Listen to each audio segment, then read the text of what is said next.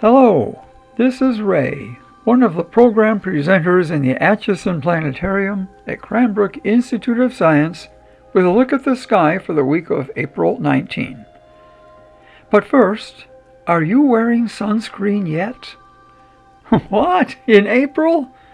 Sunscreen is for summer. Don't be too sure about that. The summer solstice, when summer begins for the northern hemisphere, is on June 20th this year. The sun will be at its highest altitude for the entire year. It'll be about 70 degrees above the horizon at midday from our location. When the sun's at its highest in the sky, we receive the greatest amount of its direct sunlight. The light is at its most intense at this time of the year. Obviously, there are more cases of sunburn in Michigan in June than there are in December. After June 20th, the sun begins its slow daily descent as we head for autumn. Now, for every degree the sun descends after June 20th, there's a corresponding degree where the sun is climbing higher before the 20th. On April 20, 2 months before the solstice, the sun's midday altitude to our location is 58 degrees and climbing. On August 20th, 2 months after the solstice, the sun's midday altitude will be 59 degrees, but descending. Therefore, the intensity of the sun in April is the same as in August. Likewise, the sun's altitude in May is similar to the altitude in July. So maybe we should be wearing sunscreen in April. Venus is still dominating the western horizon after sunset. It'll be around for another month.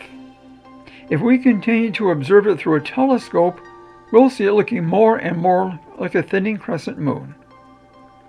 The Lyrid meteor shower will be at its peak the late evening of the 22nd and pre-dawn hours of the 23rd. This is an average shower that produces around 20 meteors or shooting stars per hour at its peak.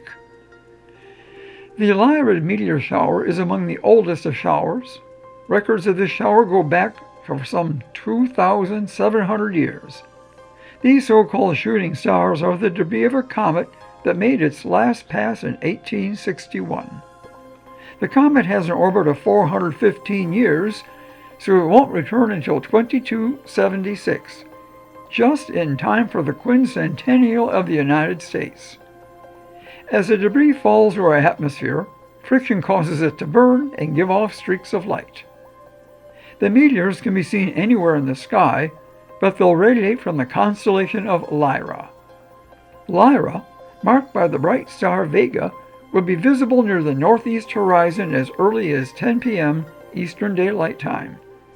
The best time to look for meteors will be after midnight, when Lyra is higher in the sky. Meteors can be spotted before then, there just won't be as many. The best location for observing will be away from bright city lights that brighten the sky and make seeing fainter meteors difficult.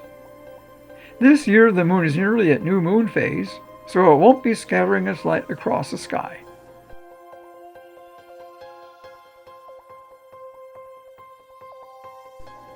Look towards the southeast around 5:30 in the morning this week, and you can't miss bright Jupiter.